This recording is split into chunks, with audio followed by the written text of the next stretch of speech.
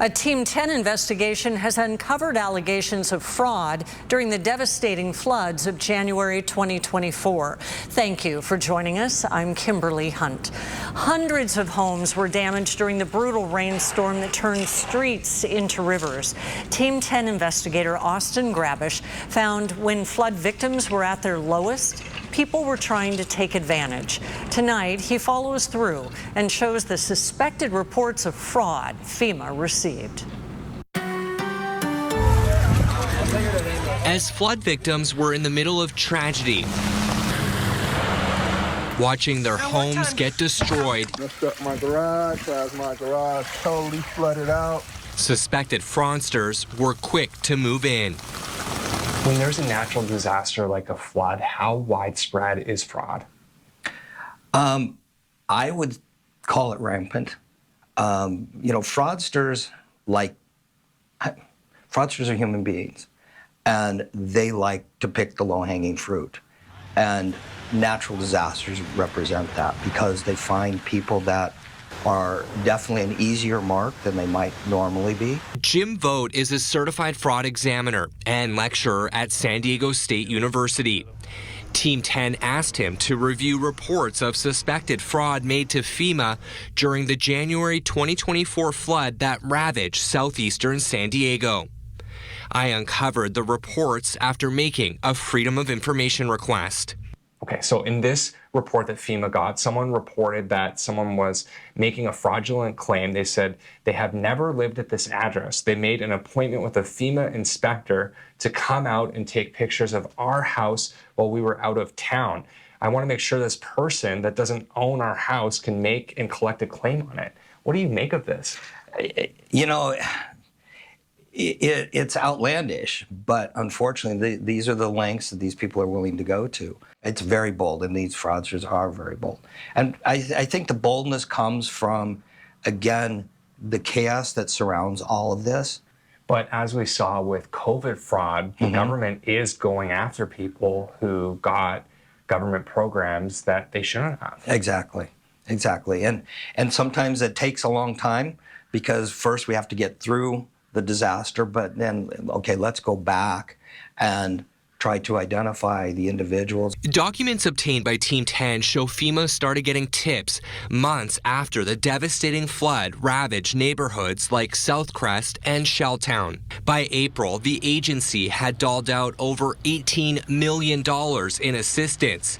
More than 2,400 households got grants. But according to tips sent to FEMA, not everyone should have. In one case, a resident contacted FEMA after discovering someone made a claim in their name. Quote, I did not file any claims and sold that property in October 2023, the concerned resident wrote. The criminals that take advantage of people like this, number one, they have no qualms about taking advantage of people in these situations, or agencies that are providing relief, taking from the people that need it. They have no qualms about that. Another tipster sent in an audio recording of two people allegedly conspiring to commit fraud. The tipster claimed one person got thousands of dollars from FEMA improperly. In another case, one woman was so brazen she allegedly lied about her car being damaged in the flood. Quote, this is not true, a tipster told FEMA. I know for a fact that this person was not involved nor anywhere near the flooded area. They broke their mirror on the driver's side by backing out of the driveway and not paying attention to how close they were to the trash can. The tipster sent photos to show the car's mirror was broken 2 months before the flood and said, it saddens my heart to know that this person has taken advantage of a natural disaster to gain profit in regards to getting her vehicle repaired. How important are tips to fraud investigations? Statistically, tips are the #1 way that most frauds are discovered. Team 10 wanted to learn more about the extent of these cases, but the agency didn't return multiple requests for comment. FEMA did say in its reply to our Freedom of Information request that it didn't open any investigations into the alleged fraudulent claims. I asked Vogt why that might be. The reality of it is there's a cost-benefit analysis here. He says investigators tend to target the most egregious offenders. I'd be looking for the ones where there's a trend that maybe there's perpetrators that are doing multiple frauds. Vogt says because investigations are time-consuming, insurance companies and government agencies like FEMA don't always go after every tip they get. It's always a numbers game. It's a resources game.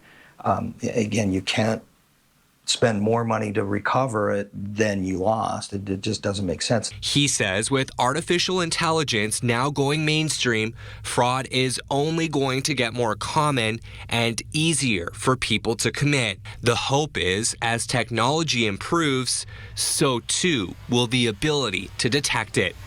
Austin Grabish, Team 10.